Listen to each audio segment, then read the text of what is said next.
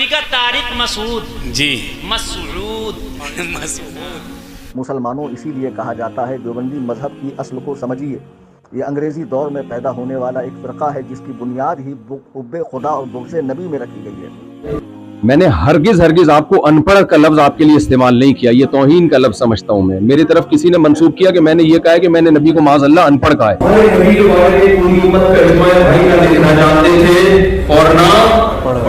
دوستو طارق مسعود کچھ ایسی باتیں کر دیتا ہے جسے وہ کہہ دیتا ہے، پھر بعد میں انہی باتوں پہ کھڑا نہیں اتر پاتا.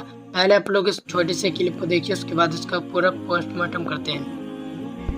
قرآن کہہ رہا ہے محمد صلی اللہ علیہ وسلم جو قرآن پیش کر رہے ہیں ایک لفظ بھی ان کے دائیں ہاتھ نے کبھی نہیں لکھا، ایک لفظ نہیں لکھا. جیسے ہی آیت نازل ہوتی آپ کبھی زید ابن ثابت کو بلا رہے ہیں، کبھی کسی اور صحابی کو بلا رہے ہیں، بھائی لکھو. اور دیکھو ہمارے نبی صلی اللہ علیہ وسلم جب قرآن لکھوایا نا تو چونکہ آپ لکھنا پڑھنا نہیں جانتے تھے تو بعض دفعہ کاتب سے گرامر کی غلطی ہوئی لکھنے میں، ہمارے نبی نے اس کی کریکشن نہیں کی. آپ نے اس کلپ میں دیکھا جس طریقے سے حضور اکرم صلی اللہ تعالیٰ علیہ وسلم کی شان میں گستاخی کی ہے، یہ آپ نے خود ہی اپنی آنکھوں سے دیکھ لیا. آپ اس کے تھوڑا سا جواب بھی دیتے ہیں ایسے مردود لوگوں کے لیے جو لوگ حضور کی شان میں گستاخی کرتے ہیں. تو مفتی کلیم حنفی صاحب آپ لوگ جانتے ہوں گے، حضور تاج الشریعہ کے مرید ہیں، خلیفہ ہیں. تو آپ لوگ ان کی تقریر سنیے یہ کیا کہتے ہیں ایسے لوگوں کے بارے میں. تو پہلے میں ان کی تھوڑی سی کلپ سناتا ہوں اور مفتی کلفام کی کلپ بھی آپ لوگوں کو دکھاتا ہوں تو اور زیادہ آپ کو مزہ آئے گا. تو چلیے ویڈیو کو اسٹارٹ کرتے ہیں. جانتے ہیں دیوبندی فرقے سے تعلق رکھنے والے مولوی طارق مسعود جس کا تعلق کراچی پاکستان سے ہے، جو اس وقت کسی دوسرے ملک کے دورے پر ہے اور وہاں عوام کے بیچ اس نے تقریر کی اور اس طرح کی تقریر کی کہ وہ بحثیں خالص دینی درسگاہوں میں، مدارس میں استاد اور طلباء کے بیچ ہوتی ہے، جس کو عوام میں لانے کی کوئی ضرورت نہیں ہے. ہر چیز کو عوام بآسانی نہیں سمجھتی ہے. بسا اوقات وہ کچھ کا کچھ معنی لے جاتے ہیں اور پھر گمراہیت کے دلدل میں پھنس جاتے ہیں. مولوی طارق مسعود کی یہ کلپ جب وائرل ہوئی تو ہم نے دیکھا کہ ملحدین، مذہب بیزار لوگ، اسلام کو ناپسند کرنے والے لوگوں نے اسے دلیل بنا کر پیش کیا کہ تمہارا ایک عالم کہہ رہا ہے کہ قرآن کریم میں گرامر کی مسٹیک ہے اور تمہارے نبی صلی اللہ علیہ وسلم بے پڑھے لکھے آدمی تھے، ان پر قرآن اترتا، وہ صحابہ کو بتاتے، صحابہ لکھتے تو ان کو چیک کرنا بھی نہیں آتا کہ یہ صحیح لکھا ہے یا غلط ہے. آپ مولوی طارق مسعود کی کلپ سن سکتے ہیں یوٹیوب پر. بعد میں اس نے وضاحت بھی دی تو وہ وضاحت کیا تھی؟ خود فضیحت تھی. جاہل کہہ رہا ہے کہ جیسا قرآن لوح محفوظ پر تھا ویسا ہی آج ہمارے پاس موجود ہے. تو تیرے بقول کہ اس میں گرامر کی مسٹیک ہے تو مجھے بتا کیا لوح محفوظ پر بھی اللہ تعالیٰ سے مسٹیک ہوئی؟ معاذ اللہ رب العالمین. مسلمانوں اسی لیے کہا جاتا ہے دیوبندی مذہب کی اصل کو سمجھیے.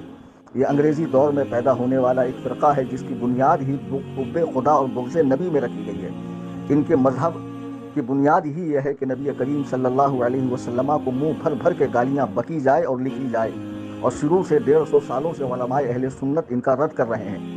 اب عوام کہتی ہے جنہوں نے لکھا تھا وہ مر گئے، اپنی اپنی قبروں میں چلے گئے، اب نئے لوگوں سے کیا لینا دینا. تو نئے لوگوں نے بھی ویڈیو اپلوڈ کر دی اور قرآن کریم کے اعجاز پر، فصاحت پر، بلاغت پر سوال کھڑا کر دیا اور تمہارے پیارے نبی علیہ الصلوۃ والسلام کو کس حقارت بھرے انداز میں یاد کیا. آئیے ہم دوستو آپ لوگوں نے یہ والی کلپ دیکھی. اب میں آپ کو ایک اور کلپ دکھاتا ہوں مفتی غلفان صاحب کی. تو آپ مفتی غلفان رامپوری کی یہ والی کلپ دیکھیے.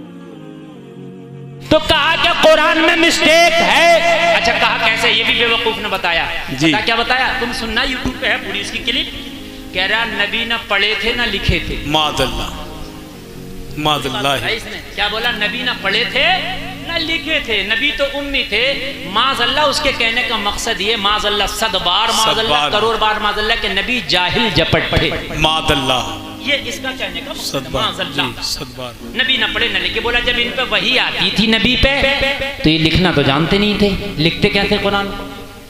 اس نے لکھا ہے لکھتے کیسے قرآن کو؟ لکھنا تو آتا نہیں تھا. تو نبی بلاتے تھے صحابہ کو، زید تم آ جاؤ، فلانے تم آ جاؤ، فلانے تم آ جاؤ. نبی بولتے تھے، یہ صحابی لکھتے تھے. تو املا میں غلطی ہو جاتی ہے، ان صحابی سے لکھنے میں غلطیاں ہو گئیں. اس جاہل سے یہ پوچھے کہ تو صحابیوں سے زیادہ پڑھا ہوا تھا؟ جی چلا گڑی املا کی بات کر رہا تو جی جی جی وہ اہل عرب ہیں، تو اہل عجم ہے. تو گنگا بورا ہے ان کے سامنے. اور ایک بات بتاؤں، کہنے لگا کہ وہ قواعد کی اور گرامر کی غلطیاں ہوئی ہیں لکھنے میں.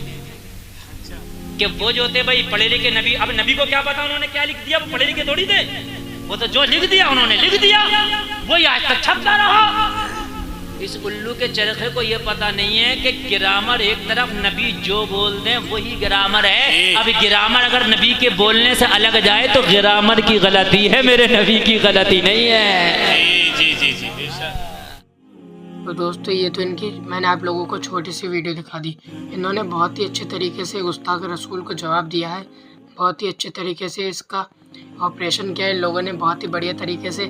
اور پوری کلپ بھی اگر آپ لوگ مجھے کمنٹ کریں گے تو میں آپ لوگوں کو پوری کلپ بھی سنا دوں گا، پورا بیان ان کا سنا دوں گا ایسے لوگوں کے بارے میں۔